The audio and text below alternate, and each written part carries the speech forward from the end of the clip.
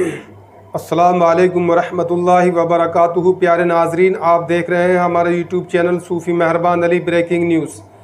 दोस्तों, हमारे इस चैनल में आपका इस्तकबाल है, स्वागत है। अगर इस चैनल को आपने सब्सक्राइब नहीं किया है तो इसको अभी सब्सक्राइब कर लें ताकि आने वाली हर खबर आपको मिल जाया करे। सच्ची और बेबाक ख़बरों के लिए जुड़े रहिए हमसे। इस चैनल को सब्सक्राइब कर लीजिए ताकि आने वाली हर खबर आपको मिल जाए। अब चलते हैं दोस्तों खबर की तरफ। खबर अफ़गानिस्तान से है।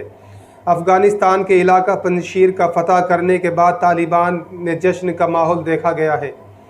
तालिबानी लड़ाके झंडा फहराते हुए ज़बरदस्त तरीके से जश्न मना रहे हैं। दूसरी तरफ सूबा पंजशीर की ख़वातीन आधी रात में पाकिस्तान मुर्दाबाद के नारे लगाते हुए नज़र आई हैं, जिसका वीडियो सोशल मीडिया पर तेज़ी से वायरल हो रहा है। ख़वातीन का इल्ज़ाम है कि तालिबान की तरफ से पाकिस्तान की अफवाज ने पंजशीर पर ड्रोन से बमबारी की है, जिसका भारी नुकसान वहाँ की आवाम को हुआ है। अब बात करते हैं वहाँ की नई हुकूमत की। तालिबान सरकार गठन के लिए बड़े समारोह की तैयारी में है, जिसके लिए 6 देशों को दावतनामा भेज दिया गया है।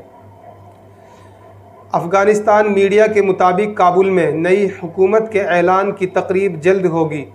नई हुकूमत की तश्कील में तालिबान ने पाकिस्तान, चीन, रूस, ईरान, तुर्की और कतर को शिरकत की दावत दे दी है। अफ़गान मीडिया ने यह भी दावा किया है कि नई हुकूमत के लिए बातचीत मुकम्मल हो गई है, जबकि इस सिलसिले में जल्द तारीख का ऐलान भी कर दिया जाएगा। अब चलते हैं दोस्तों हम दूसरी खबर की तरफ।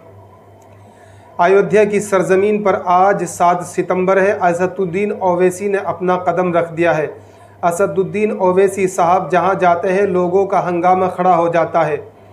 जाने से पहले ही लोगों में खलबली मच जाती है। मुखालिफिन पार्टी हर तरीके से ओवैसी के ख़िलाफ़ आवाज़ उठाते रहते हैं, लेकिन ओवैसी साहब जब मंच पर पहुंचते हैं तो शेर की तरह दहाड़ने लगते हैं।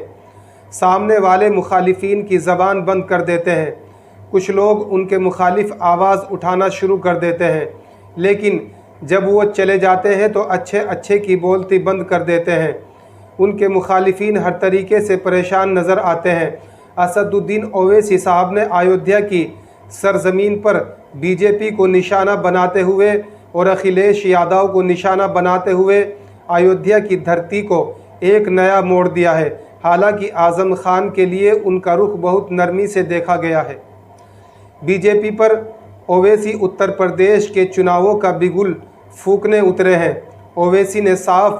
ओवैसी साहब ने साफ कर दिया है कि हमारा उद्देश्य उत्तर प्रदेश में भारतीय जनता पार्टी को हराने का है।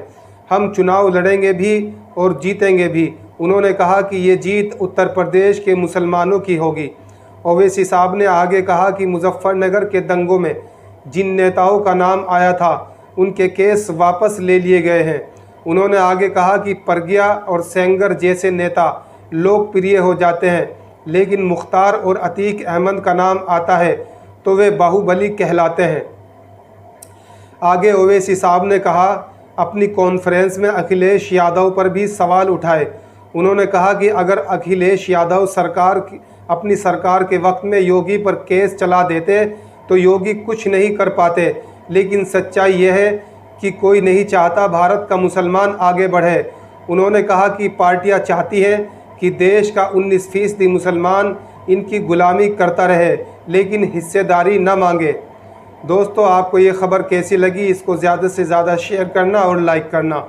अस्सलाम वालेकुम वरहमतुल्लाहि वबरकातुहू।